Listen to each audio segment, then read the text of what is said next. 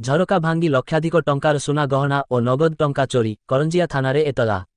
ଗତକାଲି ଝରକା ଭାଙ୍ଗି କରଞ୍ଜିଆ ବିଜ୍ଞାପିତ ଅଞ୍ଚଳ ୱାର୍ଡ ନମ୍ବର 1 କରଞ୍ଜିଆ ଗୋଲେଇ ନିକଟସ୍ଥ ଦେଓ କେନାଲ ବନ୍ଧ କଡ଼ରେ ଭଡ଼ାରେ ରହୁଥିବା ଯଶୀପୁର ବ୍ଲକ ଗୁଡୁଗୁଡିଆଠାରେ କାର୍ଯ୍ୟରତ ଥିବା ଫାର୍ମାସିଷ୍ଟ ଦେବାଶିଷ ସାହୁଙ୍କ ଭଡ଼ାଘରୁ ଲକ୍ଷାଧିକ ଟଙ୍କାର ସୁନା ଗହଣା ଓ ନଗଦ ଟଙ୍କା ଚୋରି ହୋଇଥିବା କରଞ୍ଜିଆ ଥାନାରେ ଏତଲା ହୋଇଛି।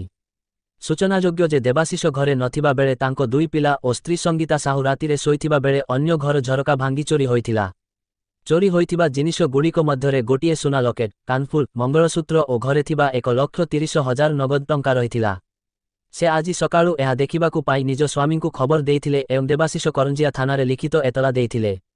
ଏତଲାକୁ ଆଧାର କରି କରଞ୍ଜିଆ ଥାନା ଭାରପ୍ରାପ୍ତ ଅଧିକାରୀ ଶରତ କୁମାର ମଲ୍ଲିକଙ୍କ ନିର୍ଦ୍ଦେଶ ମତେ ସବ୍ ଇନ୍ସପେକ୍ଟର ସୁଧାଂଶୁ ସେଠୀ ଘଟଣାସ୍ଥଳରେ ପହଞ୍ଚି ତଦନ୍ତ ପ୍ରକ୍ରିୟା ଆରମ୍ଭ କରିଛନ୍ତି। କରଞ୍ଜିଆ ଥାନାରେ 224/25 ନମ୍ବର କେସ୍ ରୁଜୁ କରାଯାଇ ଅଧିକ ତଦନ୍ତ ଜାରି ରହିଛି। ମୟୂରଭଞ୍ଜ ଜିଲ୍ଲା କରଞ୍ଜିଆରୁ ବି ଦିବ୍ୟେନ୍ଦୁ ଶେଖର ଅଙ୍କ ରିପୋର୍ଟ।